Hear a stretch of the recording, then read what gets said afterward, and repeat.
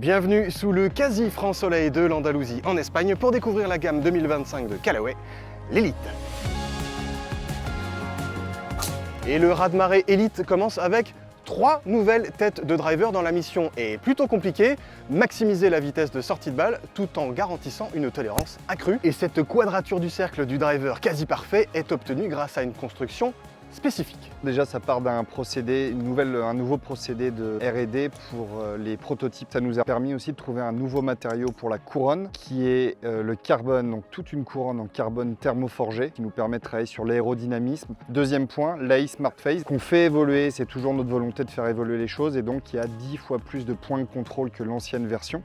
Donc on a un produit qui est encore plus fini et on sait que quels que soient les points d'impact, on va optimiser les performances. Le driver Elite est donc décliné en 3 têtes différentes et plutôt que de vous en parler pendant 3 plombes, je vais plutôt les taper les uns après les autres et vous donner mon ressenti. On va évidemment démarrer par la tête la plus classique, la plus standard, l'Elite normale. J'ai trouvé le shaft qui me va bien, je vais mettre le même shaft sur toutes les têtes que je vais tester et on commence donc par un 9 degrés, tout ce qui est plus classique. La première chose qu'on va noter à l'adresse, c'est cette couronne en carbone apparent.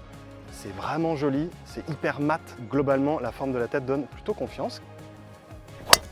On a un son, quelque chose d'assez mat, pas trop métallique, plutôt dense, plutôt ramassé, ça c'est vraiment chouette. Et on a aussi surtout une tête qui paraît vraiment très équilibrée dans l'espace. Place maintenant à la tête Elite X, on va dire que c'est la tête un petit peu plus tolérante, un poil plus, j'ai envie de dire grosse. Normalement, c'est la plus facile à taper de toute la gamme. À l'adresse, on voit pas trop la différence. On a la même couronne en carbone bien mat.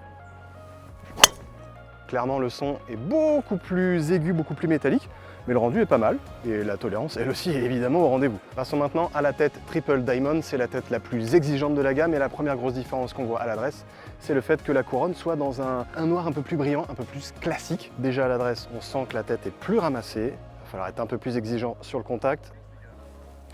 C'est clair que c'est la tête la plus exigeante de la gamme, il faut vraiment bien la centrer, même si là j'avais une frappe décentrée et ça a quand même eu un bon petit rendu. Pour info, l'Elite sera disponible dans une 4e version de tête sous forme d'un mini driver de 350 cm3 qui sera disponible courant mars. Bien sûr, la gamme Elite se déclinera aussi côté boîte parcours et hybride avec 3 têtes différentes pour les boîtes fairway et 2 têtes différentes pour les hybrides.